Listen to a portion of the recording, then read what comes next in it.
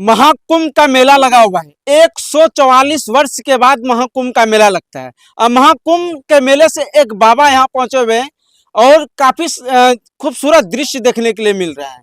बाबा देखिए कि नाव पे बैठ के भ्रमण भी कर रहे हैं, चारों तरफ मंदिर का तस्वीर को दिखा रहे हैं आपको, और बाबा किस प्रकार भ्रमण कर रहे हैं वो भी तस्वीर आपके स्क्रीन पे चल रहा है। और ये तस्वीर हम आपको ज्यादा दूर से नहीं दिखा रहे हैं, ये एक घोगा एक जगह है आमापुर से तस्वीर को दिखा रहे हैं। इतना खूबसूरत मंदिर है, शायद आप भी देखिएगा तो आश्चर्यचकित में रह जाइएगा। कुंभ से चल के जो बाबा आए उनसे हम बात करेंगे, सारा जानकारी लेंगे, लेकिन इससे पहले हम आपको बता दें भागलपुर से तस्वीर को हम आपको दिखा रहे हैं।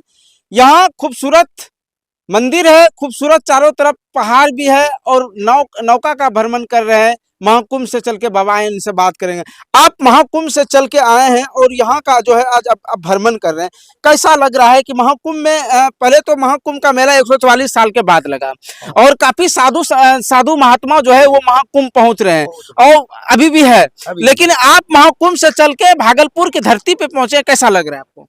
बहुत बढ़िया लग रहा है। यहाँ यहाँ पर जो मेरे को नजारा देखने को महाकुंभ से भी कम नहीं है ये। काहे कि यहाँ राम कथा जो हो रहा है, गुरु अनंत उदासीन हमारे गुरु महाराज हुए, उस नाते गुरु महाराज का बैनर लगा करके मेरे छोटे गुरु भाई जगतपाल दास जी मेरे को फोन पर बुलाया कि जयमाल बाबा आप आइए, यहाँ पर हमारा राम कथा होगा, गुरु जी का हर कार्य हम करने के लिए हम भी उतारू हैं, जैसे आप उतारू हैं वैसे हम भी उतारू हैं। उस नाते मैं 100 हर्ष साथ देने के लिए हम तैयार हो गए और वहां से मौनी अमावस्या का स्नान करके हम वहां से गाड़ी पकड़ करके चले आए तो यहाँ जो देखे हम दृश्य हम भी गदगद हो गए। यहाँ नौका विहार किए, हर तरह का नजारा देखे। ये सो शीतला स्थान है, आमापुर बस्ती है, शीतला स्थान है, बहुत पौराणिक स्थान है। यहाँ शीतला माता का दिव्य दर्शन होता है और जो भी भगत जगत है आस्था प्रेम से माता के चरणों में शांति प्राप्त करता है। शीतला माता शांति का प्रतीक है।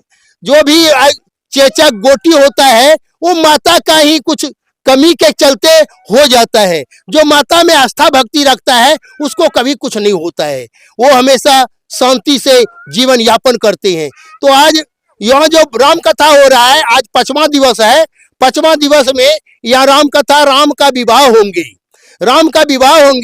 कल जो दृश्य दिखाया था, विश्वामित्र जी ने राम को ले गए अपने साथ में महाराजा दशरथ के दरबार से और ले जाकर के तड़का सुबाहु को वध किए और गौतम नारी अहिल्या का उद्धार किए। उसके बाद आज राम का विवाह होंगे।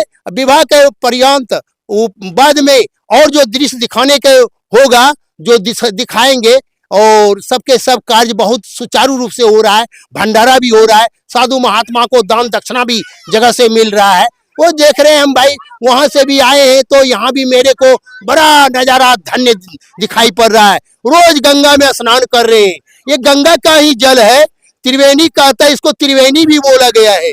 कैसे त्रिवेणी है? जैसे पहाड़ का संगम है, उसके बाद गंगा है, उसके बाद माता का जो शीतला माता का स्थान है, ये तीनों मिल करके इसको त्रिवेणी संगम का रूप दिया गया है। अच्छा, एक बात बताइए, आप कितने उम्र के अवस्था से जो है आप साधु बन गए? हम बचपन से इसमें लगाए पिसाए हुए हैं, बहुत संघर्ष की लड़ाई किए हैं। हम 21,000 पद बनाए हैं गुरु अनंत बाबा की कृपा से। उनके चरणों में ही मेरा जीवन है, उनके चरणों में ही मेरा जीवन धन्य है। भभूति में मेरा जीवन बनाया।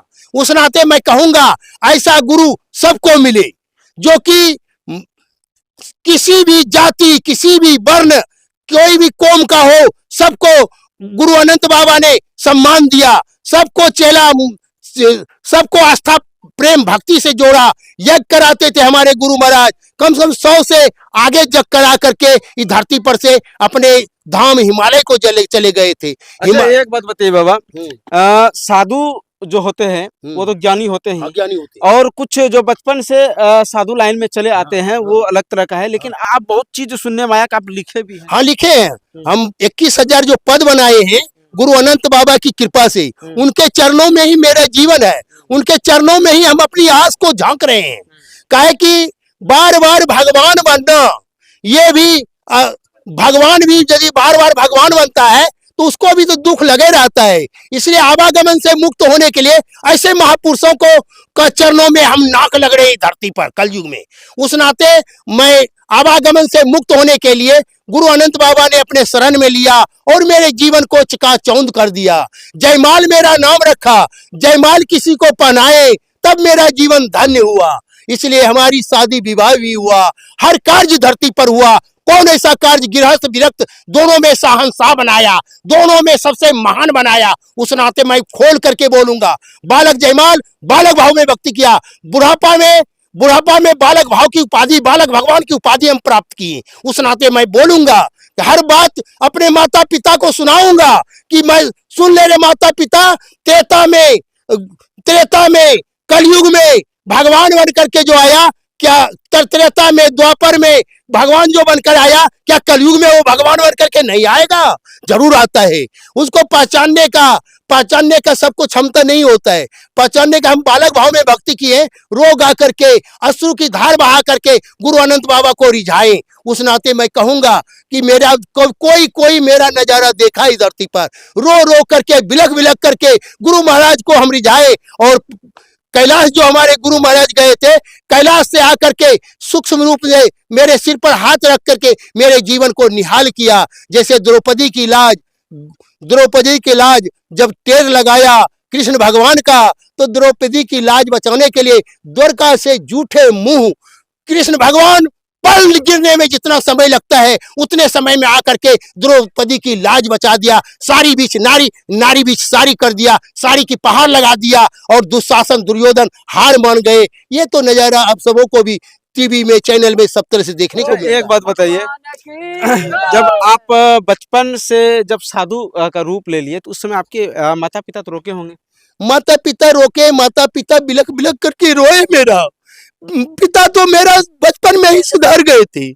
जब हम 6 महीना के थे उसी समय हमारे पिताजी स्वर्गवास हो गए। हम 10 भाई बहन हैं, सबसे मेरा छोटा स्थान है, सब भाई बहन से छोटा स्थान है। उस नाते मेरे को माता ने बहुत दुलार प्रेम से पोसा पाला।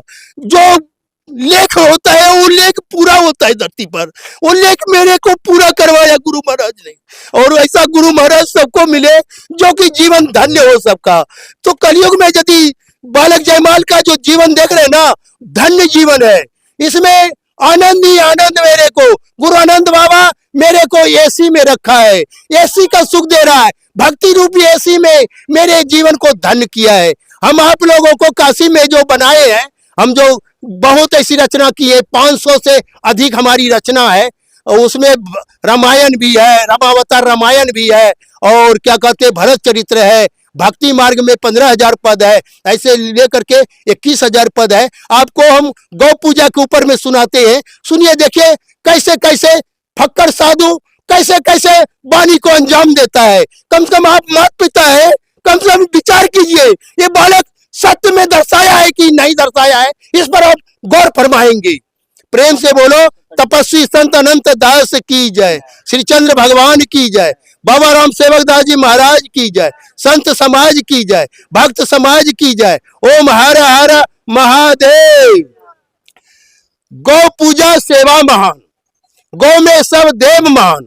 कौन देव गौ में नहीं है, सब देवों में देव महादेव है।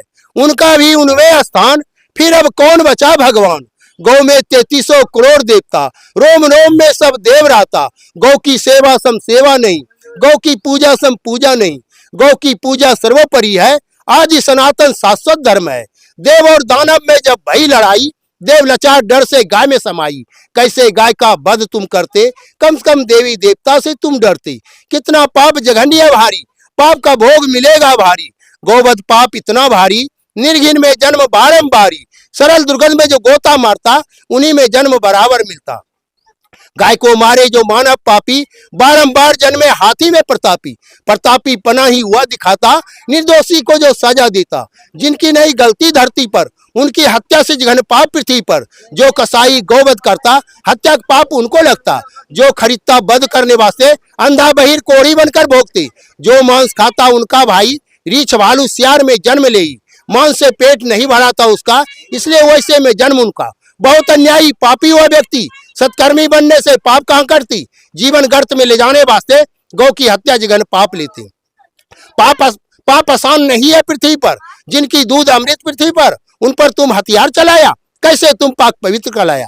कलमा अलमा पढ़ लेने से, पाप तुम्हारा समाप्त हो जाने से, ऐसा यदि शास्त्र कोई कहता, रात दिन पाप कर यूं बच जाता। सावधान सब नर और नारी, गौ राष्ट्रीय पशु की अधिकारी, शासन तहत इनकी बने कानून, गौ हत्या की सजा मिले पूरे जीवन जेल में बीते, तब गौ की मांस का पाप छूटे। कौन गलती गाय पृथ्वी पर, शाम सवेर दूध देती बराबर, गाय की दूध से शरीर में फुर्ती, आलस सदा के लिए दुर्भाग्ति। गाय महान आश्रय दाता है, सब मानव का जीवन दाता है। गाय नहीं रहने पर जीवन कैसा, सरल मरल रोगी के जैसा। रोग मुक्त चंगा जो व्यक्ति, गाय की दूध से बलिष्ठ व्यक्ति। शरीर में चर्बी नहीं बढ़ाती, तेज रौनक निखार दर्शाती। जो मेहनत परिश्रम करता, गाय की दूध से बलिष्ठ कहलाता। उनका जीवन तुम जरा देखो, कितना बुलंद तुम उनको परखो।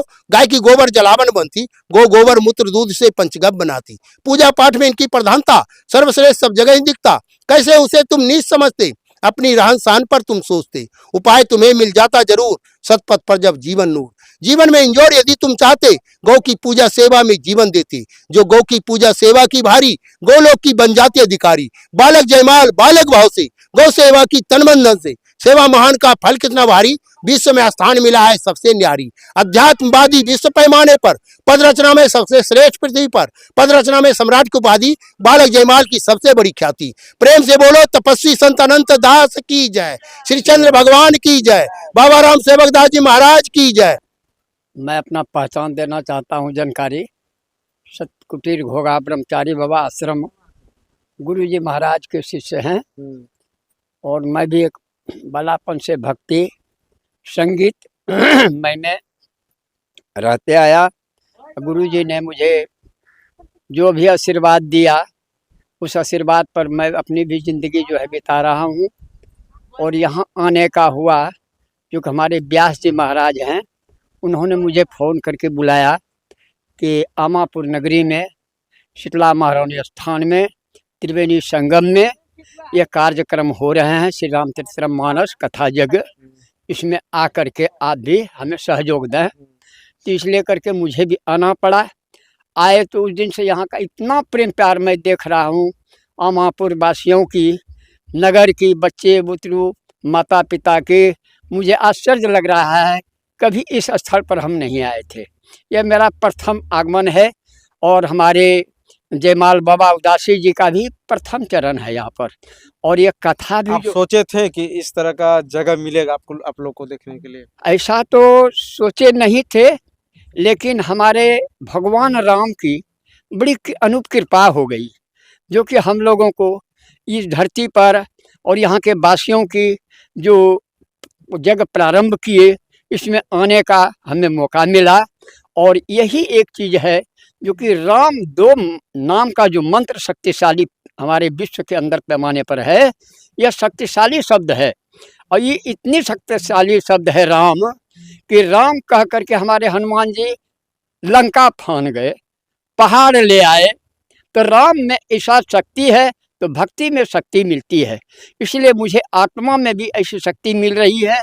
और इसी शक्ति के कारण संसार से ऊपर जब उठते हैं, और उससे उठते लौकिक परलौकिक अलौकिक से उठ करके भी जब निहारते हैं, तो लगता है कि यह संसार आए हैं सो जाएंगे, राजा रंग फकीर, एक सिंहासन चढ़ चले एक बंदे जंजीर। यह गुरु जी का देन है मुझ पर। तो ऐसे सब संतों के विषय में क्या सोचते हैं, जरा कमेंट बॉक्स में दर्ज कीजिएगा और थोड़ा सा दोस्तों को शेयर कर दीजिएगा। जय हिंद।